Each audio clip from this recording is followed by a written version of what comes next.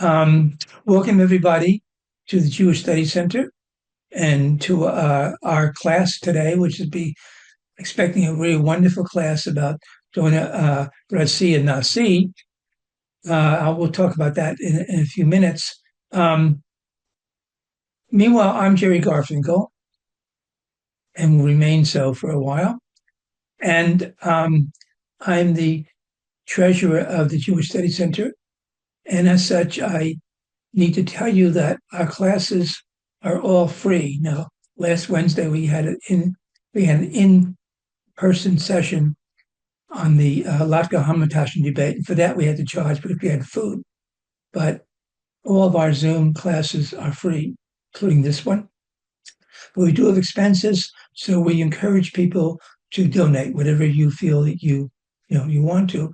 If you want to donate, go to our web site, www.jewishstudiescenter.org, and click on donate, and you can donate with your credit card or out of your PayPal account or via check. If you say you want to donate by check, the website will tell you the address where to send your check. Okay, I think that's my treasury duties. I'm also the tech director. So as such, I want to tell you that, first of all, this session is being recorded, as you probably realize. And we do have the closed captions on. So if you can't understand my accent or Reb Shlomo's accent, etc., you can look and see what we're saying. It's in English. Hopefully it'll stay in English. And we do want your comments and your questions, but everybody's muted. So please put your comments or questions in the chat box. Address them to everybody. Sometimes someone else might answer your comment or your question. I think that's about it. Okay, so let me now introduce today's speaker. Well, before I do that, let me mention that we've had registrations from 5 continents for this class. The usual North America, we have people registering from the US, Canada, and Mexico. And South America, we have at least one, maybe more, from Argentina. From Europe, we have people from the UK and Portugal, I think Spain. And of course, Asia, we have Israel. And we also have someone from Australia who has registered. So that's 5 continents. Okay. Today's speaker is Reb Shlomo Pereira. Reb Shlomo, I call him Reb Shlomo, he has a dual occupation. Now, I am not a Talmud scholar as Reb Shlomo is, but I believe in Talmud, in Pirkei Avot, it says that a Torah scholar should also have a regular job, and Reb Shlomo does. He is a distinguished professor of economics at the College of William and Mary, which is the second oldest higher education in the United States. And he writes papers, etc., and he's consultant to the Portuguese government sometimes on economic matters. But he's also a rabbi, and he is the education director at the Chabad of Virginia, which is in Richmond, Virginia. And he's written things about Jewish history and things. In fact, he has a weekly 1-page notice he sends out to people, including myself, about some kind of aspect of Jewish history, Jewish religious history, basically, that's written in English and Spanish and Portuguese. And after the class, if you want to email him, he'll probably put you on his mailing list. He's also in Facebook, and he publishes the same note in Facebook. Okay, after the class has been recorded and posted on YouTube, I'll send an email to everyone who's registered. The email will also have contact information for Reb Shlomo. Okay, and today's talk is about Dona Gracia Nasi, who was a very distinguished um, a woman in the 1500s who was born in Portugal and did amazing things. That's all I'll say about it. So, Reb Shlomo, please take over. I will spotlight you, and it's all yours now.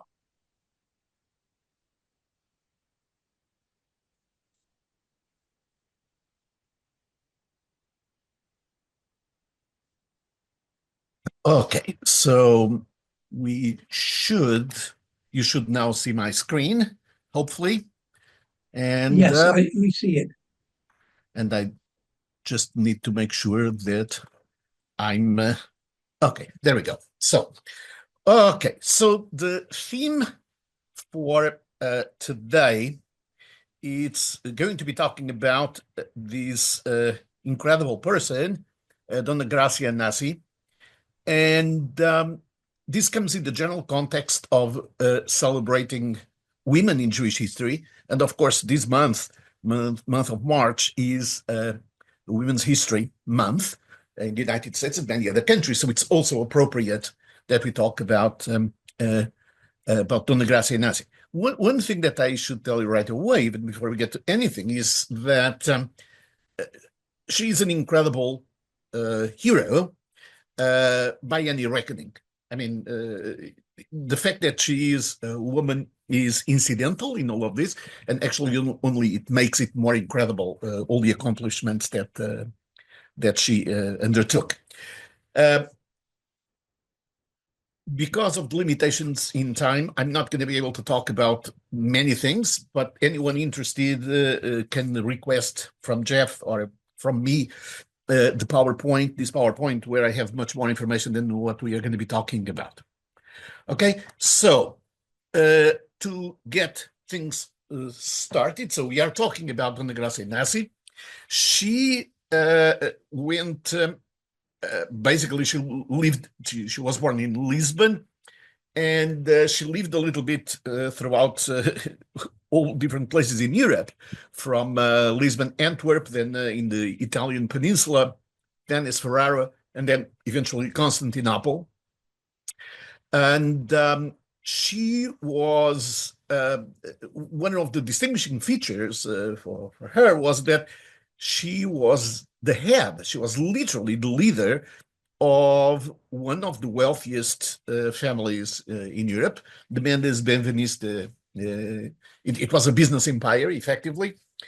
And she not only was the head of that empire, but more importantly, from our standpoint, she used her power and influence in many different ways to further Jewish life, which is very important to note, given that she was born already after the first conversions in the Iberian Peninsula. So she was actually born and baptized and all those things, as we'll see in a moment.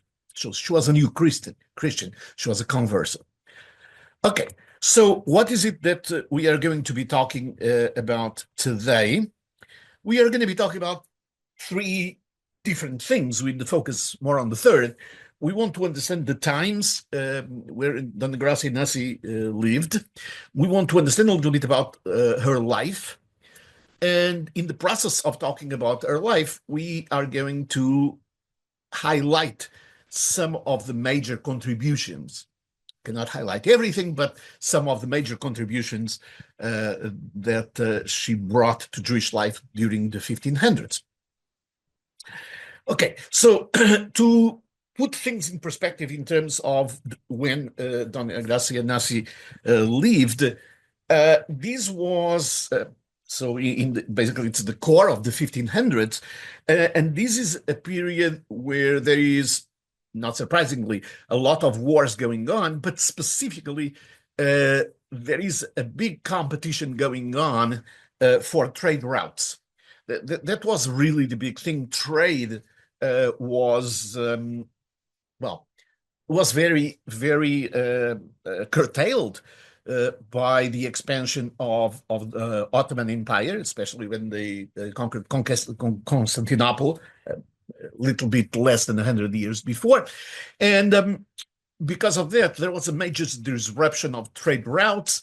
Then there was all this period of discoveries of new trade routes.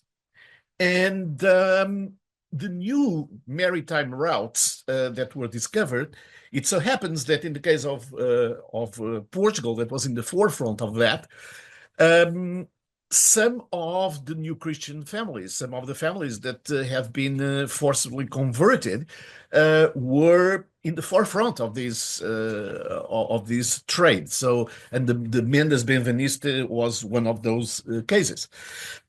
So, again, the big powers at this particular time were the Holy Roman Empire, the Ottoman Empire. The Italian peninsula was highly fragmented at the time. But again, those were the big players in Europe. And as you can see, she was in all of them, from England to the Holy Roman Empire, then the Italian peninsula and the Ottoman Empire. As I mentioned, the main issues that were characterizing this time period the main issue was really the Ottoman expansion. This was a very good period for the Ottoman Empire, their control of trade routes and so forth. And it turns out also that the Ottoman Empire at that specific time, they were very, let's use the term friendly towards the Jewish population. And they were very much interested in welcoming the Jewish refugees from what had been the expulsions and forced conversions in the Iberian Peninsula a few years before. We are going to see, but to put things in perspective, in the last decade of the 1400s, so 1492 in Spain, 1497 in Portugal, those were periods of expulsions and forced conversions, quite in particular in the case of Portugal. And so there was a major exodus of Jews from Spain and Portugal in that decade. And many ended up going to the Ottoman Empire that was particularly welcoming at that point. Very famously, the Sultan at the time, the certain Selim II, he commented to his vizier, to his ministers, that everybody is saying that the Iberian kings are very good and very smart and very everything. And he says that, well, I don't believe that they are that smart, because otherwise they wouldn't be sending me their best citizens. So they are expelling the Jews. They are sending me the best citizens. And in fact, the Jewish presence in the Ottoman Empire was a major source of development also for the Ottoman Empire. Okay. So this is the general context. We have a fragmented Italian peninsula. You have the Holy Roman Empire. You have the Ottoman Empire. This is the period of the Tudors in England. So that's basically the context. In terms of the Jewish context, this comes in the aftermath of, again, the expulsions of Spain of 1492, where an extremely large number of refugees settled in Portugal. And essentially, the Jewish community in Portugal, where Gracia Nasi was born, that community is now basically the Portuguese and Spanish communities. Whatever is left of the Spanish Jewish communities that is still in the Iberian Peninsula has moved to Portugal. So we are talking about, in the middle 1490s, the Jewish presence in Portugal was about 200,000 people. That's the estimate, 200,000, which was approximately 20% of the population. So it's an enormous number. It's an enormous number, not just in terms of the number of people, of course, quantitatively, but also qualitatively, because the people that you end up in Portugal were the ones that resisted, did not allow themselves to be converted by force in Spain, and so forth. So you're talking about major, the elite, the intellectual elite of Spanish Jewry, in good part moved to Portugal. Not only, but in good part they did. So, and the thing that is relevant from our perspective is that uh, Portugal was a very welcoming country. But as we know, even from some passages in the Torah, when the new king arises, sometimes things go awry. And that's exactly what happened. The king that was a king in 1492 was very friendly towards the Jews, or at least as friendly. It's a relative statement. But he was followed by a couple of people, a couple of other kings that were not that friendly anymore. And this created, for a variety of reasons, a very big dilemma for the Portuguese crown, because you have a large number of people. You have the Portuguese trying to build an empire at that stage. They were trying to capture the alternative maritime routes for the trade to the east. You were talking about the trade of silk and the trade of spices. Spices were extremely important at the time. And because of that, there was a huge dependence on the Jewish population. The Jewish population had the know-how, had the financial means, had the intellectual power. And to give an idea, in this period, the chief astronomer and the chief mathematician and astronomer of the crown was Rabbi Abraham Zacuto, a very famous rabbi that wrote basically the book that allowed for the maritime exploits of the Portuguese and the Spanish, including Christopher Columbus, because basically that's what allowed all these caravels and so forth to travel, to navigate far away from the coast and be able to. So, as I like to say, Rabbi Abraham Zacuti developed the equivalent at the time of the GPS system. And so the point is that there was a huge dependence for these exploits on the Portuguese population, on the Jewish population.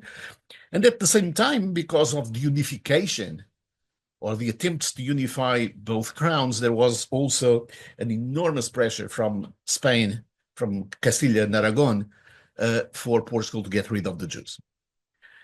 So the Portuguese crown at that period was basically between two very difficult choices. One was to keep the Jews and not be able to ally themselves through marriages and so forth through the crown in the crowns in Spain. And alternatively, you get rid of the Jews, but then you have a problem because you need the know-how, you need the financial power, you need the Jews. So you need to get rid of the Jews and you need to keep them at the same time. And the solution that was adopted in Portugal, and is very pertinent for the story of Dona Gracia Nasi, what happens in Portugal was that although there was a decree of expulsion that was enacted in 1496, unlike the Spanish case, there was no expulsion. What there was successive waves of forced convergence. So we have massive amounts of people being converted by force, different episodes. It doesn't really matter too much to go through it now, but different episodes in 1496, 1497. And so you're talking about not just the masses of the Jewish people being converted, but the elites. So we're talking about Rabbi Abraham Zacuto. Some of his relatives were converted by force and became new Christians. Some of the kids of Rabbi Apoab, some of the relatives of the Abravanel family, and the Benveniste family in this case. So you have everybody, a very small number of people managed to live at the time.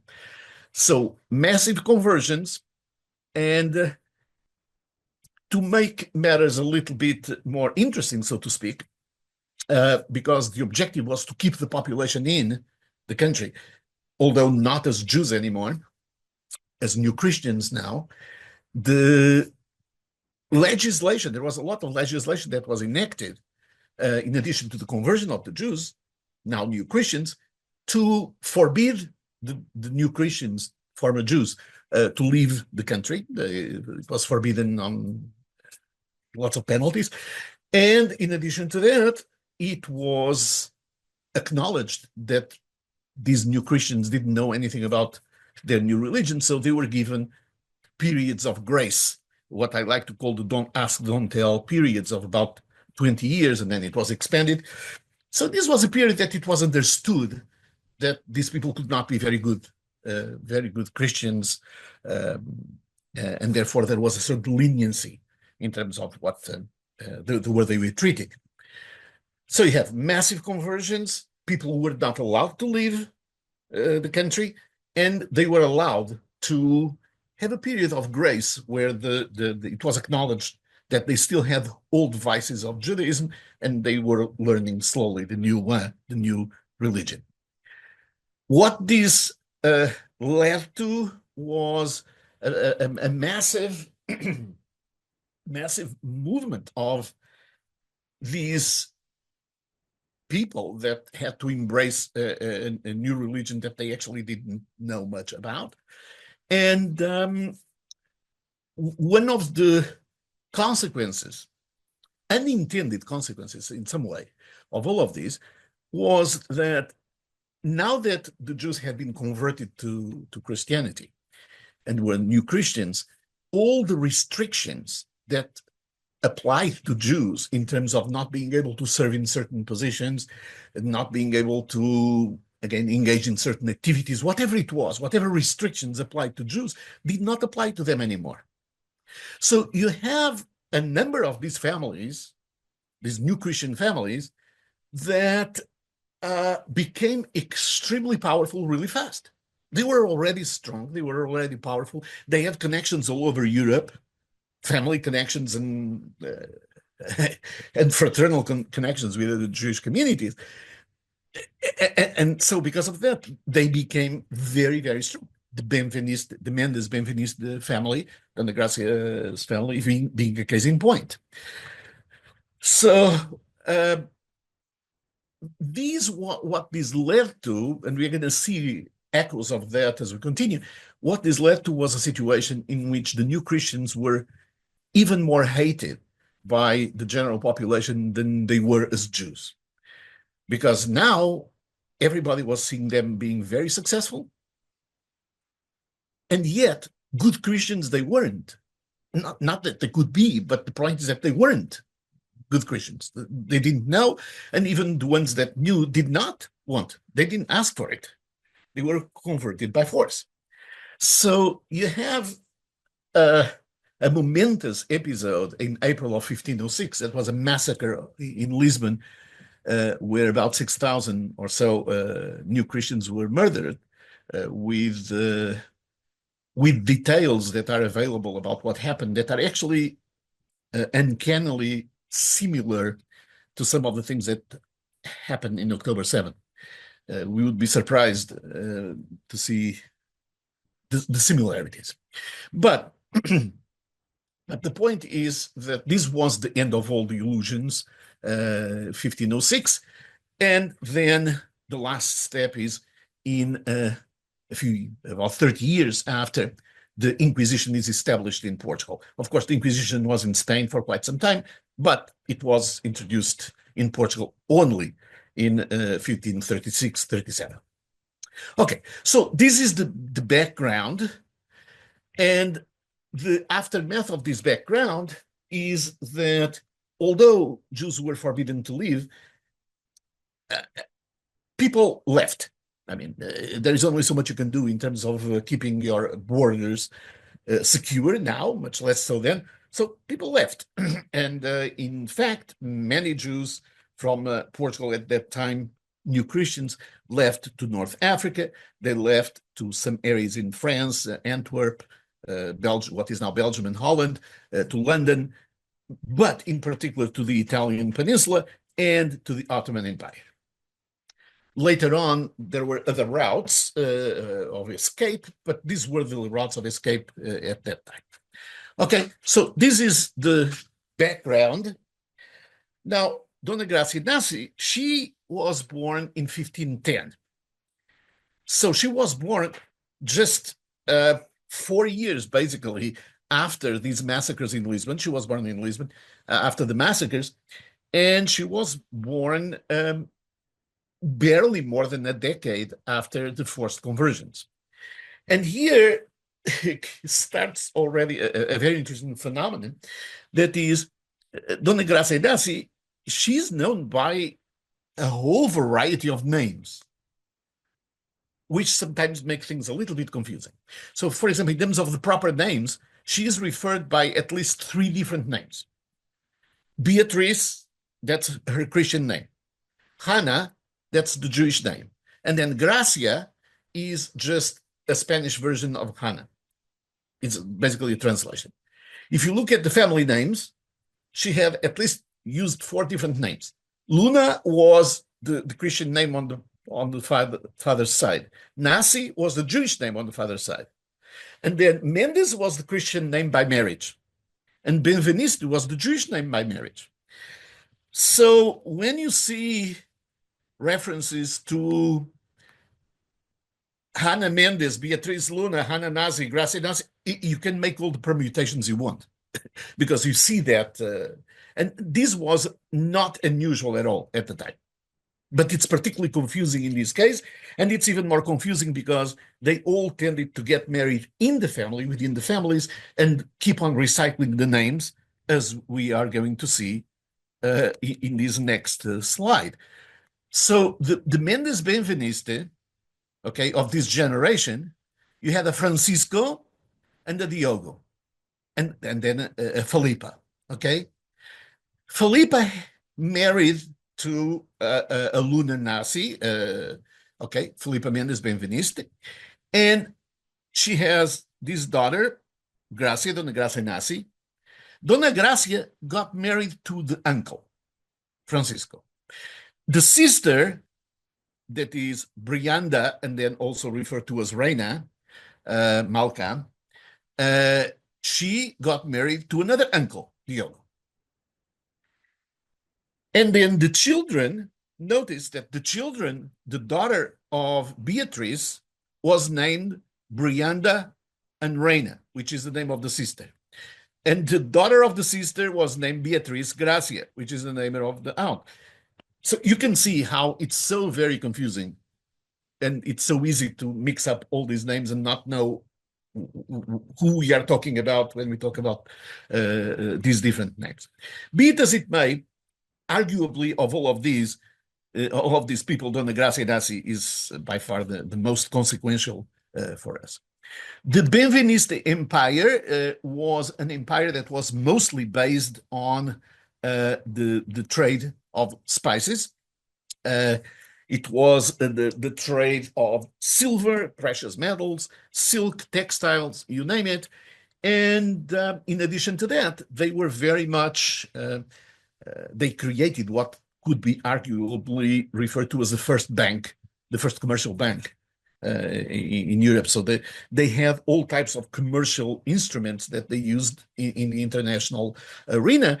And that was possible because, of course, you have the international Jewish network, if you want, that would allow them to implement these contracts. So the different contracts that were celebrated, let us say, in one place would be verified and accepted in other places because they were done according to Jewish law and they were certified by rabbinic courts, wherever it was.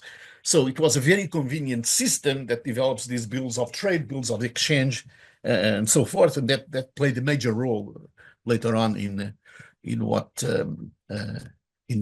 she did for the Jewish people. So they had this huge business empire that was both commercial but also a financial empire. So Dona Gracia Nasi, she was born in Lisbon. I mentioned she moved at some point to Antwerp, then to Italy, Ferrara and Venice, and then to the Ottoman Empire. So let us go more or less slowly through these different stages of her life, okay? So again, she was born in 1510. She got married to her uncle when she was 18. Soon thereafter, she had a daughter, okay? And it so turns out that when she was 25 years old, still in Portugal, and the daughter was very, very young, the husband died. Francisco died. Why is this important? It's important because he left the business empire for her. In fact, Francisco and his brother Diogo were the two leaders of the empire. So Francisco basically bequeathed his part to his wife. And so the empire now was in the hands of Dona Gracia and Diogo, so her brother-in-law. And at this time, all the evidence that we have is that outwardly, at least, the Benveniste family, the Mendes family, Dona Gracia and all the family, they were at least openly practicing Catholics. We also know that they were certainly keeping whatever Jewish things they could underground, so to speak. But we know, for example, that the marriage was a very popular and very well attended wedding between her and Francisco, and it was in this cathedral that is right here that still exists today, which is the head cathedral of Lisbon. When Francisco died, he was actually buried also in the premises of this cathedral. So we know from all the records that not only they were baptized, but they were married in the church. They died and they were buried in the church. And yet, Francisco was referred to always as the rabbi of the new Christians. So we knew that they knew that there was always a very strong awareness of their family, their heritage, and in fact they were still keeping the Jewish names, which is a very interesting point. Even the crown acknowledged their Jewish names, so they continue using the name Benveniste, although they were also using Mendes. So what happens then? What happens is that in 1537, that's when the Inquisition was established in Portugal, and then things changed a lot, and that's when Dona Gracia Nasi left. Okay, so Dona Gracia left. At that time, she was already the head of the empire, together with her brother-in-law. And even at that time, her case was already famous enough. She was already acknowledged as being an important presence in the Jewish world, even without anything else at this stage, because she is mentioned in a responsa in some writings of Rabbi Yosef Karo and the great Rabbi Yosef Karo of Tzfat later on, and Rabbi Moshe Trani, also from Tzfat, great authorities in Jewish law of that period, and they mentioned already in some of their writings the fact that there was this will and testament, and that all the things were transferred to her for her jurisdiction. So basically, 1537, coinciding with the Inquisition, she leaves. And she leaves, she goes to London. That was one of the major headquarters of the family. And then from London, she ends up going to Antwerp, which is actually where most of the financial headquarters were. And that was certainly where the other business partner, her brother-in-law, Diogo, that's where he was already leading the company. So in Antwerp, she started at this time doing something that is extremely interesting, as we're going to see. So she arrives in 1537. The sister ends up marrying the brother-in-law. So her sister becomes the wife of the other person that is leading the company. It so happens that the partner, Diogo, passes away as well in 1543. And what is a major twist that makes this almost like a novel is that Diogo Mendes, so the brother-in-law, the partner, Dona Gracia's partner, he actually left all the leadership roles and everything to Dona Gracia Nasi, not to his wife. So this, in fact, created an enormous tension between Dona Gracia and Brianda, Reina. A lot of bad blood between the two, with lots of consequences. But the point is that with the death, by 1543, with the death of her partner, she becomes the only head of this business empire. Now, this is a very important period because that's when she started something that I call, at the lack of a better name, the Jewish Underground Railroad. For those of us that are familiar with American history, you know that during the Civil War was a big movement of freed slaves that were sort of that fled into the North, and there was a whole mechanism, that there was a whole system of allowing them and facilitating their escape. So the so-called the Underground Railroad, that's what that was called. So what she put in place is the Jewish version of this with many, a few centuries before. So this is what basically she did. You have vessels, all types of commercial vessels, because they were trading in spices and silk and all those things. All those vessels were leaving Portugal all the time. And they were going to London, to Antwerp, then to Italy, and so forth. So what she started doing was pretending that she was hiring new Christians that want to flee, and so hire them as part of the people that needed to man the ships. So essentially, you basically you smuggle them through your enterprise, through your commercial vessels, and this is even more important because of all the trade connections and all the instruments of trade that have been developed not only by the family but by not in this case but in general, those instruments of trade. She could basically buy their property in Portugal so that they wouldn't lose the property, the people that were refugees, and they would be paid in their destination. So they have a letter of credit or whatever it is that the business would pay them wherever they end up. And so this, you're talking about hundreds, thousands of people that are used in this network of escape network. This is very well described in the literature of the time. It was a very sophisticated network of escape.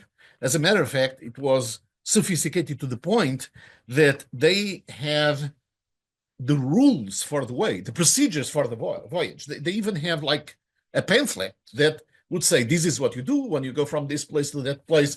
This is what you do when you get to that place. You get in touch with this person, and then, and it was everything written. You have like the guidelines for the trip, for the voyage. So this is the original, actually, of this of the Regimento para Caminhas. It was called the procedures for the voyage. So this was a very strong enterprise and became large enough to be noticeable. So the Charles V, that was the head of the Holy Roman Empire, he was not too happy because seeing the inflow of new Christians, Portuguese new Christians into those areas. And even the leadership, the kings in Spain and the kings in England and others, they were complaining to the Portuguese monarch that there were just too many these new Christians that were sort of a hybrid, going all over the place and settling in their territories. So it was a very noticeable thing, and in some cases they arrested the Charles V and the Queen Mary. They sometimes they arrested these new Christians, and it was not uncommon the fact that the Portuguese crown would interfere and would liberate or try to liberate the people because they were going with goods that officially were all the goods that were being traded before they were traded, they were possession of the crown. So they would be traded, and then, of course, the traded, all these empire, all these companies, they would get their cut, a big one, but everything was property of the crown. So when these people were arrested and their goods were confiscated, they were confiscated properties of the Portuguese crown. So there's a fair amount of interference in that respect. Okay, so this is one of the major steps and the major contributions is this Jewish Underground Railroad. It started around this time and it continued throughout time. Now, because of all of these, she ended up having to flee from Antwerp. To put things in perspective, that area was then under Spanish control, so it was not a particularly friendly place for new Christians to be, especially if they wanted to be a little bit more Jewish. And she fled with most of the family to Venice. One of the most interesting things in Venice is that we know that she did not live in the ghetto, which means that even at this time, when she is in Venice, so you're talking already, she is 35 years old, 35, 39 years old. Okay, and she already went through this underground railroad for Jews, helping people to escape. She was still living as a Christian, at least openly, right? Because again, she didn't have to live in the ghetto. So it's a very, very important point. Now, at the time, it was also obvious that although she was living as a Christian, she was living a double life. So she was suspected, and in fact, she was accused of being a Judaizer, which led to her arrest and lots of big problems. And interestingly or sadly enough, she was actually denounced as a Judaizer by her sister, who was extremely unhappy with the fact that she didn't have any part on the business, that the husband didn't leave her the part of the business, their part of the business.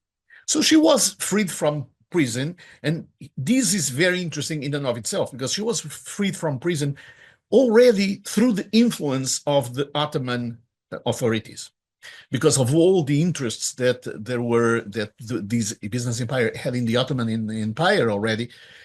The Sultan interfered directly to appeal for the freedom of Gracia Nasi and freedom of the goods and freedom of all those. Okay, so, but with all these things, she ended up fleeing to Ferrara.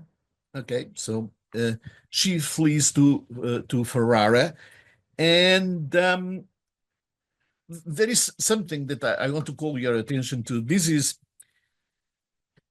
one of the documents that highlights the fact that the Ottomans were very instrumental in setting her free from prison and from this Judaizer. But this is a letter that was sent by the French ambassador to the Ottoman Empire. They were sent back home, and this is the way he explains things. That so the Venetians are imprisoning somebody, so to ask them in name of the Sultan to hand over to him, the Portuguese, Gracia Nasi, together with a daughter and her property, to take them with him to Constantinople. So the Sultan directly interfered with this and says, rumor has that the said Nasi has married their daughter or promised her to the son of a certain Haman, that is a Jew physician on the Grand Port in the Ottoman Empire. So the court there in Istanbul, Constantinople, who favors him more than any other person. About this matter, there is a great deal of talk to the dishonor and prejudice of. So she's being called an opportunist. But this is the part that it's very telling, because it tells a lot about the attitude that in the Christian world existed towards the new Christians, the Jews. The substance is that it's now clear that she and all of her tribe, the Jews, they has been and is one of the sects of the Marranos. So she is a hidden Jew, and she's pretending to be a Christian in order to become rich by trading freely with all the merchants. So the idea was, again, this enormous resentment that existed towards the new Christians, because they were not obviously particularly good Christians, and they were very successful now. Everything was open. So the French ambassador is accusing her of being deceitful on purpose, to pretend to be Christian in order to become rich. So much for that. So when she moves to Ferrara, and she was in Ferrara just for a few years before coming to the Ottoman Empire, but the stay in Ferrara was extremely important because of her contributions. When she is in Ferrara, that's for the first time that she comes out, so to speak. The first time that we know that she comes out as a Jew and rejects everything else and so forth is by 1550. So she was 40 years old at the time, and it's in Ferrara. And the context in which she does this is extremely interesting, because she decided to invest big time in the printing press. And the printing press in Ferrara, it operated for a relatively small number of years, for 3 years or so.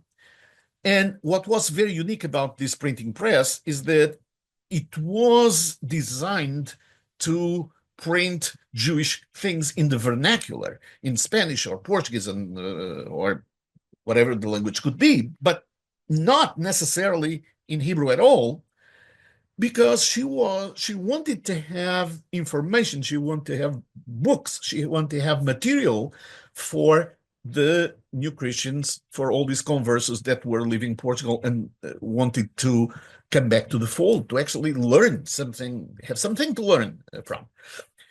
It's important to mention that she was not the only person concerned with this. We know that Rabbi Yosef Karawi says explicitly that he's writing the Code of Jewish Law to make it relatively simpler to understand for people that lost everything in the Iberian Peninsula.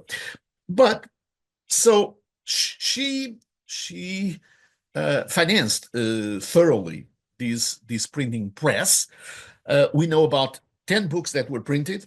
The first book was a book of prayers, book of prayers for the whole year, that is in Portuguese and Spanish, mostly in Spanish, Libro de Oraciones para todo el año.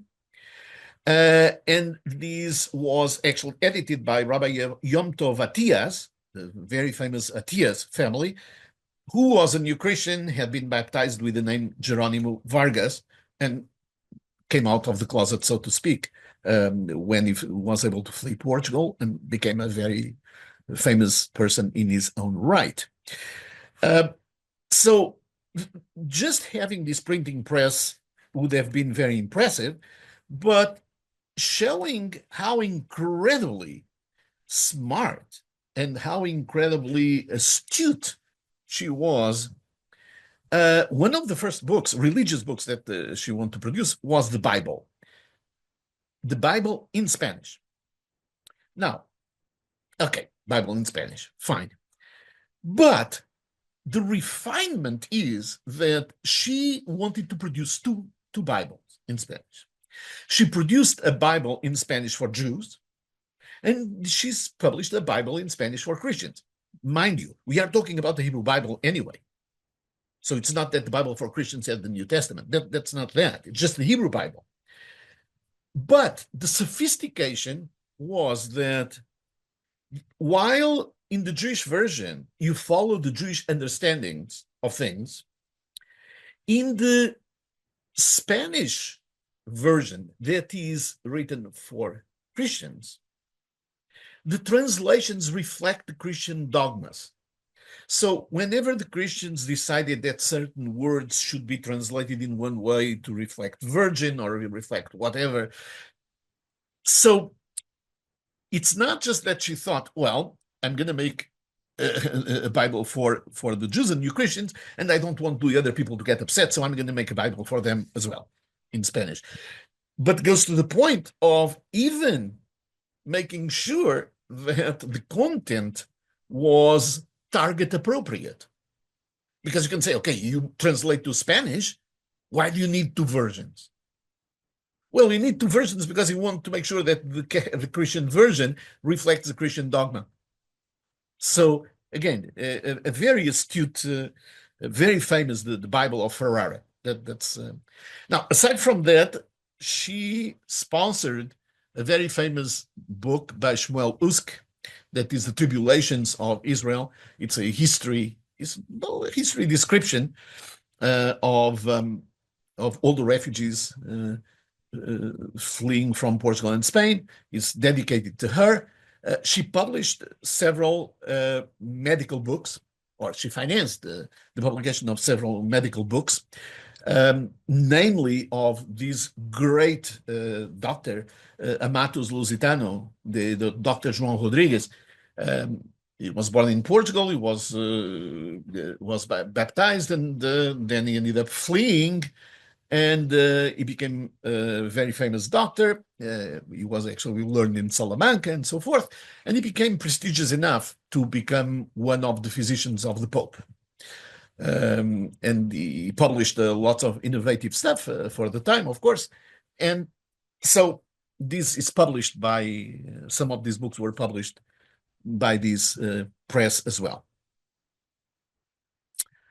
Okay, so we already saw two major contributions. One major contribution was this underground railroad. Another major contribution was the printing press in Ferrara.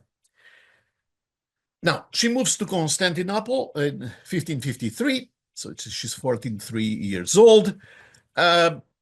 The whole family is very much strengthened, and by now she's completely out as an unabashed Jewess, and so there is no ambiguity in that at all after Ferrara, and certainly in Constantinople.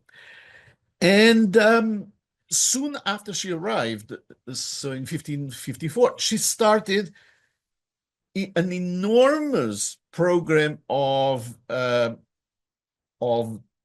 tzedakah, if you want, to build the Jewish institutions, a huge program of philanthropy to build schools, to build synagogues, to build yeshivot, you name it. So she, of course, we know that she was very well to do. The documents at the time make a point of saying that actually she settled in the Galata district. The Galata district, apparently, is like the top-notch district in Constantinople. That's where she lived. But the important thing is that she went through an enormous effort again to build synagogues, okay? In Izmir, that is Smyrna, this is called La Señora synagogue, which is the way she was referred to, the lady, the Giveret. So she financed an enormous amount of these institutions. To give you an idea, lots of these institutions that were created after certainly after the 1300s. These are the synagogues, and many of them were already financed by her. And you see that some of the synagogues, Lisbon Yashan, that's the old Lisbon, and then Portugal, Évora, Lisbon Hadashah, the new Lisbon synagogue, the Iria, that's very, very important Jewish family exiled from Portugal, Catalani, Italy, and so forth. So the massive effort of rescuing the captives is put together with an enormous effort to give them Jewish education. Okay, so the Jewish school system, according to the records of the time, at some point, they had like 10,000 students in the Ottoman Empire, 10,000 Jewish students in the school system that she created.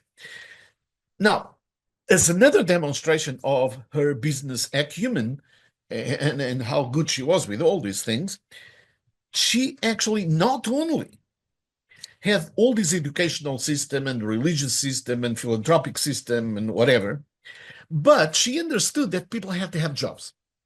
So she actually, in Salonika and in other places, she set up very strong businesses, like textile businesses, with the purpose of hiring all these people that were refugees and having them with a livelihood, giving them a livelihood. So in the port of Salonika and a few other ports, most of the people that worked for her company were these exiled, these refugees, these captives that she had rescued from Portugal. She had facilitated the exodus. So as you can see, you have a two-pronged approach, is and understanding that they need Jewish education, they need Jewish nurturing, but also understanding that they need to eat and they need to have a livelihood. So this is, let's say, the third big episode of major contributions by her. Before I get to the fourth, I want to tell you that one of the things that tells us how powerful she is at this stage, how incredibly powerful she is.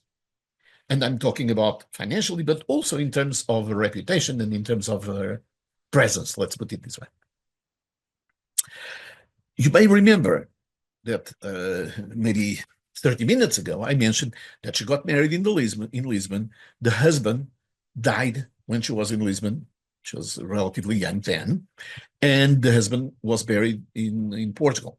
He was buried in the premises of the cathedral in Lisbon. The husband had left an explicit desire to be not to be left there forever, but to be buried eventually in Israel. She was able to convince the Pope and convince the Portuguese authorities to allow that the body of her husband would be taken from Portugal, and it was taken to Israel, and it was buried in the Mount of Olives. It was buried in Jerusalem. Imagine what it is to be able to convince. You have to be very persuasive. You have to be very powerful, very, very powerful to be able to persuade the Pope and have a lot of resources, of course, because these things go with bribery. But it's incredible. She was able to translate to rebury the husband in Israel as he wanted to. Okay, the fourth absolutely incredible thing that she did was to promote one of the first modern cases of a commercial boycott. Again, she's powerful enough to impose a commercial boycott, in this case on the city port of Ancona. Ancona is in Italy. And there was a very large Jewish presence in Ancona at the time, in particular of new Christians. And at that time, also the Pope was a little bit more bigoted than usual, because believe it or not, the popes were actually not the worst against the Jewish population at all. They were mildly favorable, but occasionally you have some that were really horribly bigots, and this is the case of this one. These Pope Paul IV. It's in the context, of course, of the Reformation, so he's a fanatic, and he issues a decree that is cum numis absurdum. That means it's absolutely absurd that you have Jews that have Christians working for them and all types of things. So it's absurd that, and because of that, he introduced an enormous amount of restrictions in many places. And in the case of Ancona, because people did not want to follow the restrictions and so forth, they ended up arresting and literally lynching, killing 24 Jews. And the new Christians, all of these were people that came from Iberian Peninsula, Portugal and Spain. And this was a big thing. This was a big thing, and we know the names of them. That's something that is to this day still recited in many synagogues in Italy on Tisha B'Av, the names of the martyrs of Ancona, the 24th martyrs. One of the things that I want to call your attention to in this list of names, and maybe as I talk, look at the last name, the very last name. And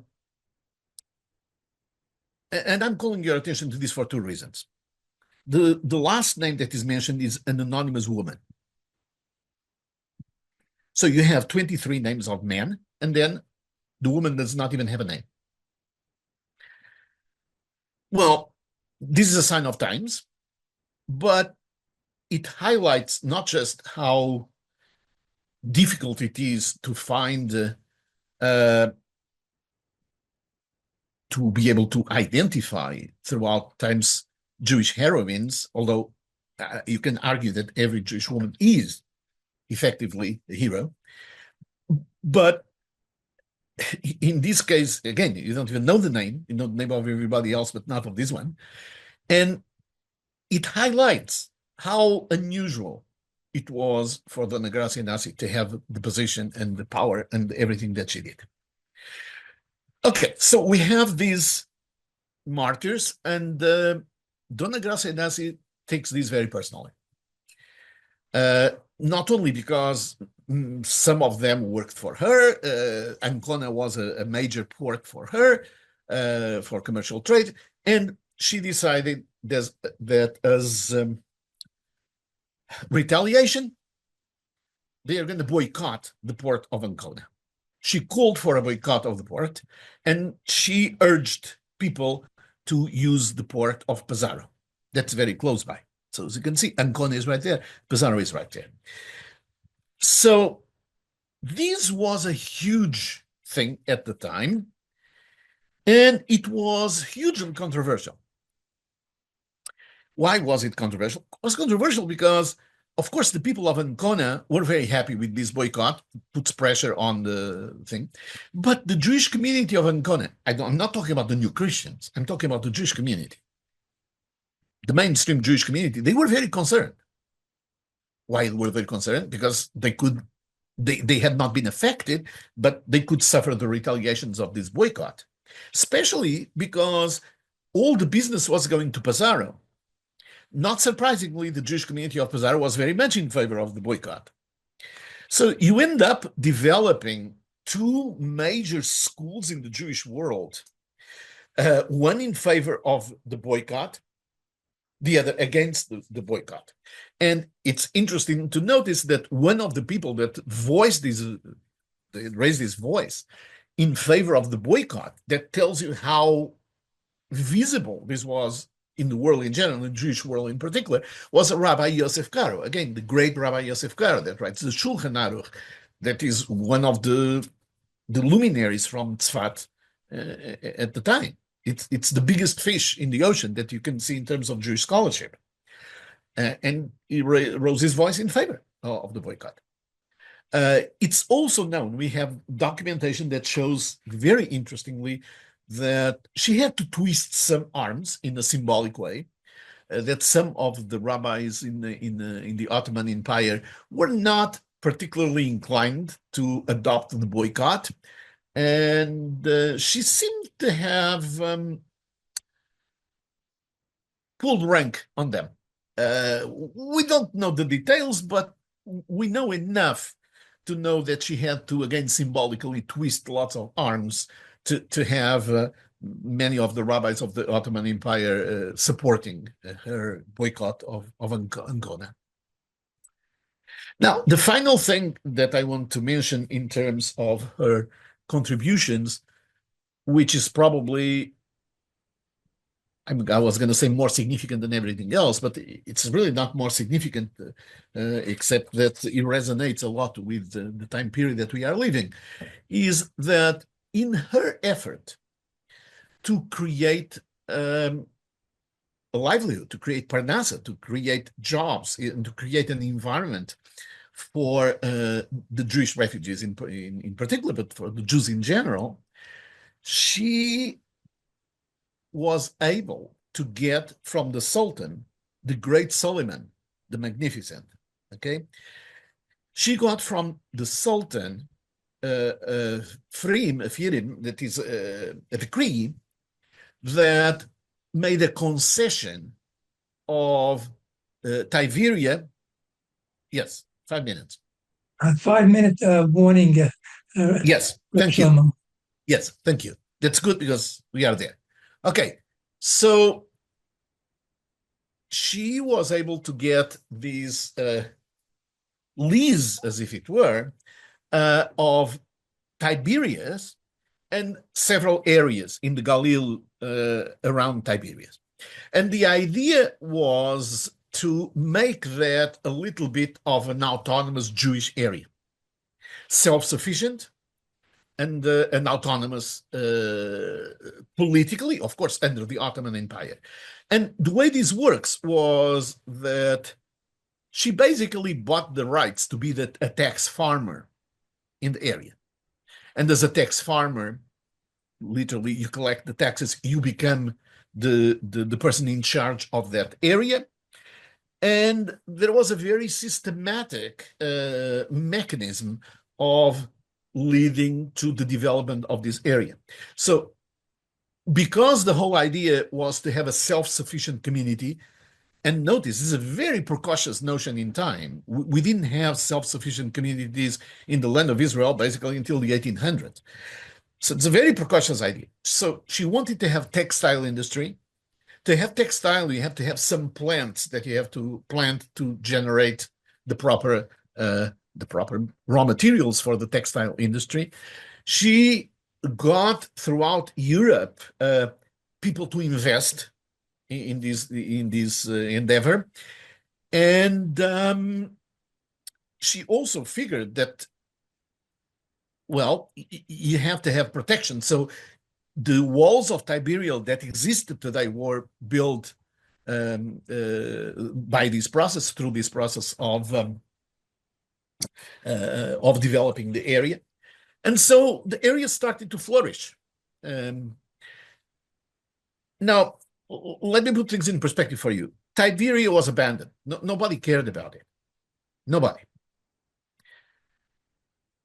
When it started to develop, suddenly everybody was interested in Tiberias.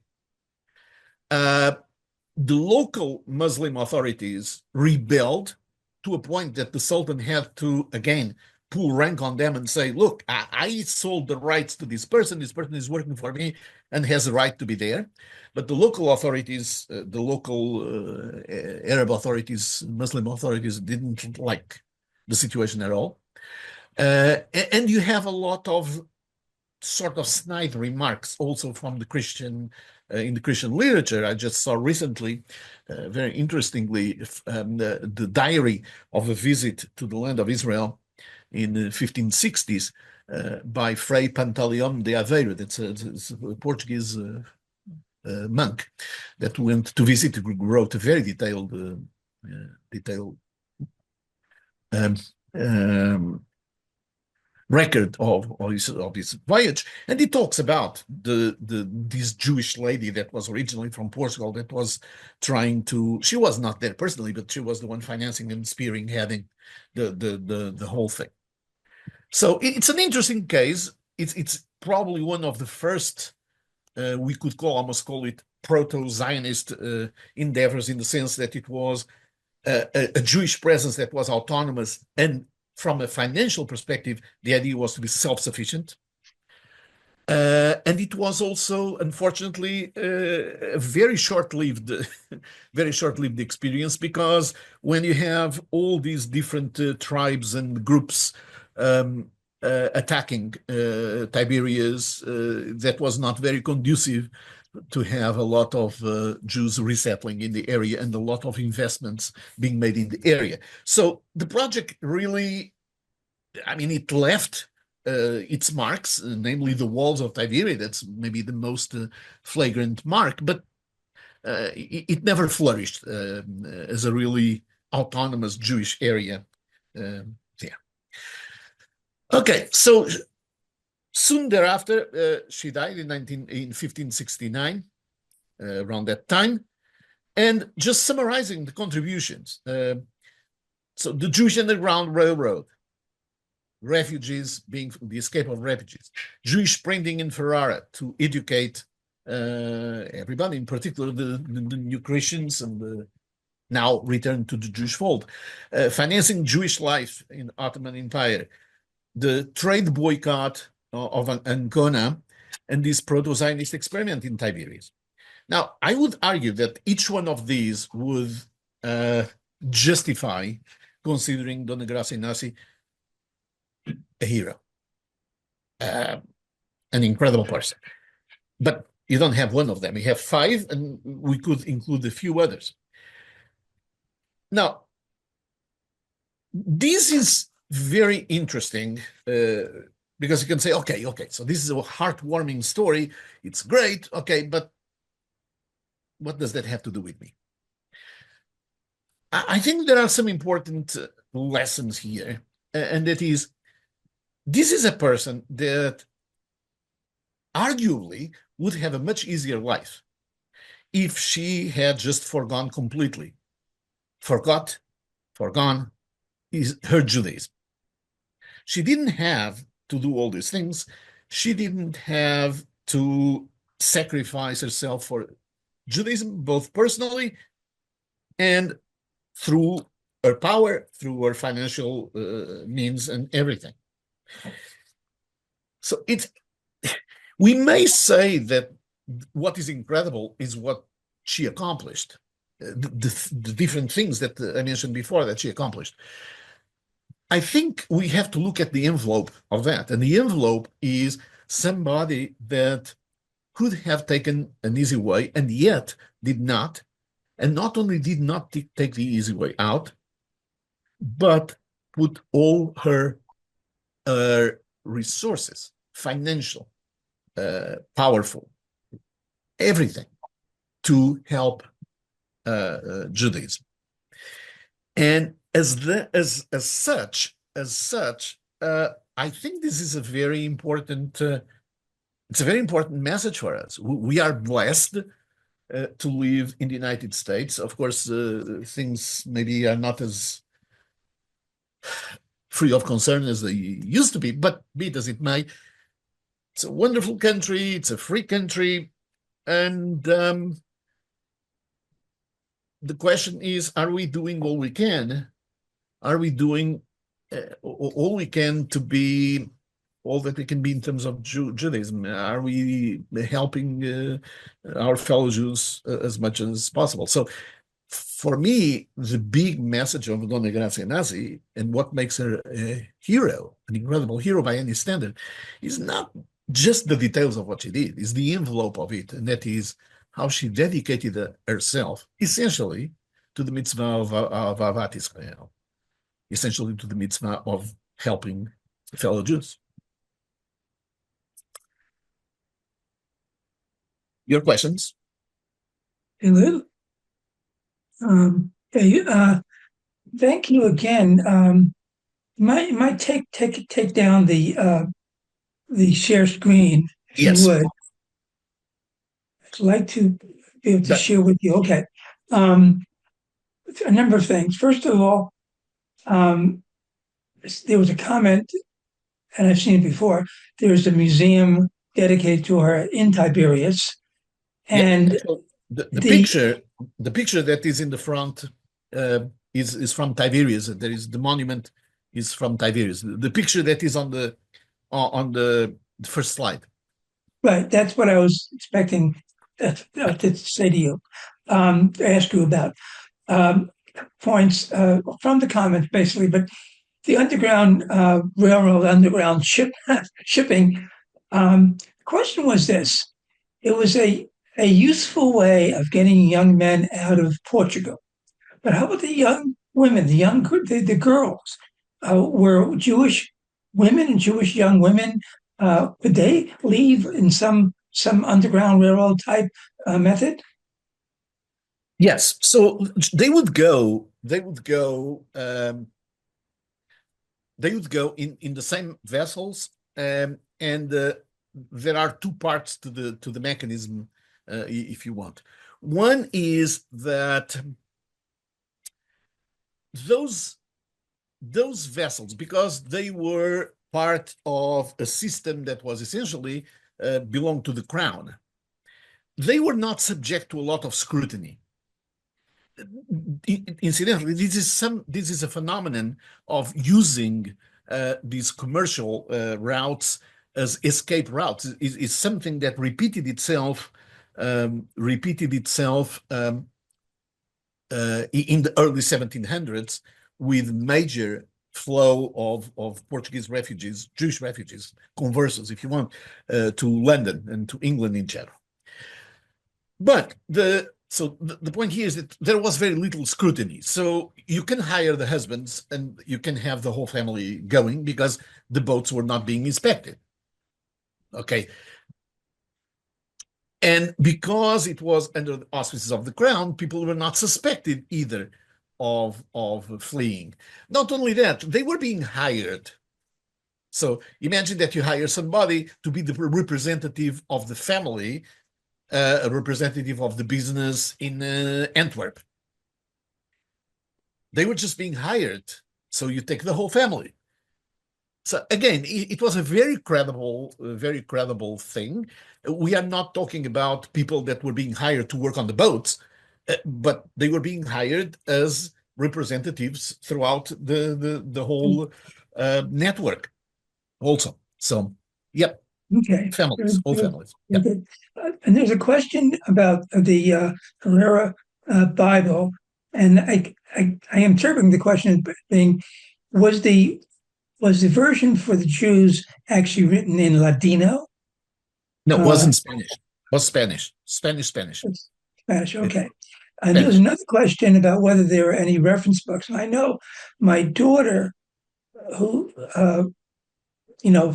found out about this through our emails um, from Israel. She's read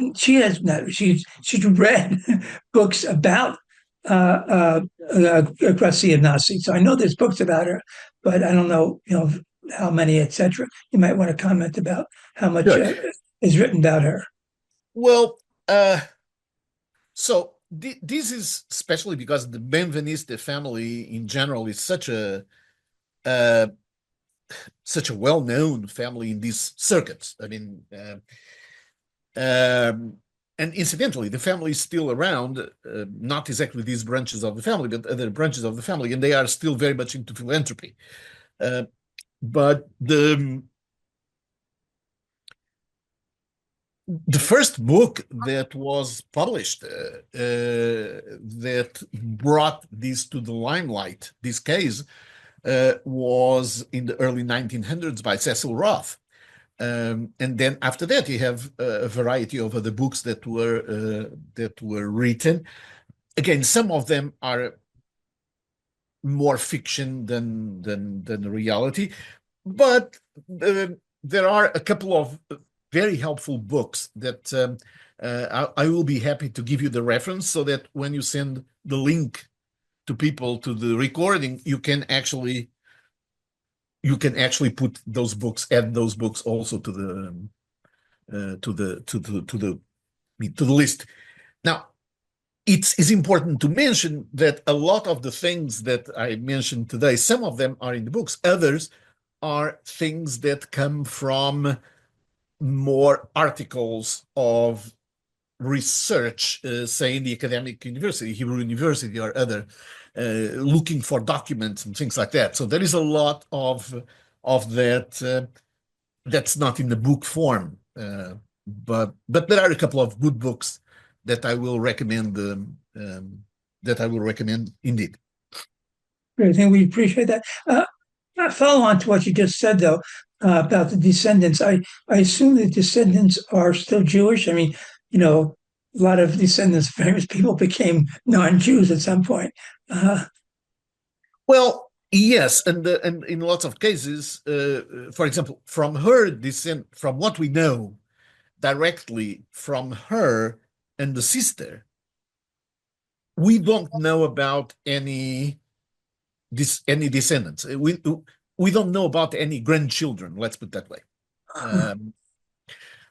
Now they might have had, but especially one of her direct descendants and collaborators, that was Yosef Nasi. We know that he didn't have children. So again, to the best of our understanding, that branch of the Mendes Benveniste family ended around that time. Now, again, the Benveniste family it's a very large family with many different branches. So, and you have branches of those families now. I saw some references in the chat to some Amzalak families, so these are family, also very ancient families. So of course, the Abravanel families. You have descendants of all of these families. In most cases, they are the ones that we know about are the ones that remain Jewish, but there are also cases of other families that kept their Jewish names, and they are not Jewish. So some of the branches are not. For example, one of the families that has a very famous rabbi in Jerusalem, Sephardic rabbi, the Rabbi Natan Lopez Cardozo. Lopez Cardozo, a very prestigious family. Most of the Lopez Cardozo family are not Jewish. I mean, they recognize the Jewish ancestry, but they are not Jewish. Rabbi Lopez Cardozo was obviously Jewish. So, yeah, you have a lot of that. The Portuguese, for example, the Portuguese branches of the Abacassis family. Abacassis is a very famous set of families in Israel. The branches in Portugal are very devout Catholics. That's, again, it. Right. Let me tell you something that's interesting here, is that, of course, this is now 400 years, 500 years later. But at the time, all of these people that were some new Christians, some were more Christians than others, some were Jews, all of them were part of the same network. So they were still linked through all these commercial endeavors. Which, of course, it's one of the reasons why we know not many of them. So I think that's about it. There are interesting. Well, there's been other interesting things, but that's about it. We're running out of time. Okay, so please send me some references, if you would, for books and anything else that you feel that might be of interest to people about this. And I want to thank you again if you look at the comments, you see there's a lot of people who are very, very appreciative of what you're saying and your great knowledge, et cetera, et cetera. So, Well, I mean, Jerry, this is not about me. This is about Dona Gracia.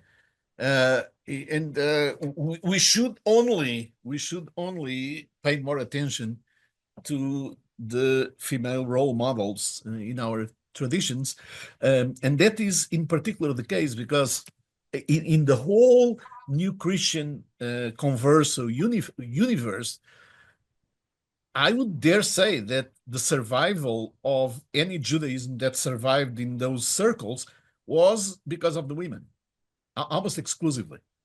Uh, so there is a huge debt of gratitude that we have from that perspective, and especially keep in mind that this is not an affirmative action type of thing. She is a hero regardless.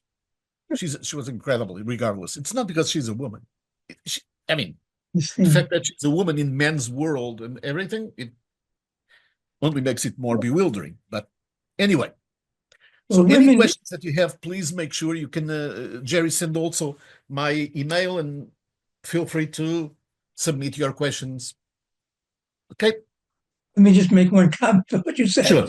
Women who succeed in the men's world are usually very, very competent. I mean, extremely competent. Many of them.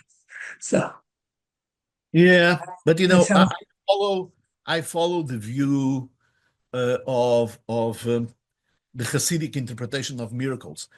Miracles, we want to find miracles in the small things, right? It's not the big things. It's in the small things that we want to find miracles. The same thing with the role of women. I mean, I find it a little bit unsettling that we know everything about Maimonides, but we don't know what his wife's name was. This is my mind. I mean, life is what it is, but Right. Yeah. and I'm not judging the past. I'm just saying that maybe, hopefully, we'll use that as a way of being a little bit wiser as we continue. That's all. I assume you're not an advisor to the current administration. Okay. Sorry. No, I no, assume no. you're not an advisor to the current administration. But anyway, we have one more class scheduled right now on Wednesday. It'll be a woman who will be running the class. She's a professor at the University of Maryland, a friend of mine also, and Marcia Rosenblit. And it's about the Jews in Vienna prior to World War II and the degree that they assimilated and or kept their Jewish identity. Sometimes you can do almost both. And it was inspired, the class was inspired. I was inspired to ask her to do the class because of the popular play Leopoldstadt, which is kind of about the same topic, except the last part of it is more about the Holocaust, but about 2/3 of the play is about the simulation and Jewish identity in Vienna. And this is Marsha is a historian of Eastern Europe, especially of Austria. So anyway, that should be an interesting class on Wednesday evening. And thank you again, Reb Shlomo. And I hope to Thank you. see many of you people who are in this class on Wednesday evening. I think I'll end it Okay. right now. Thank you for listening to me.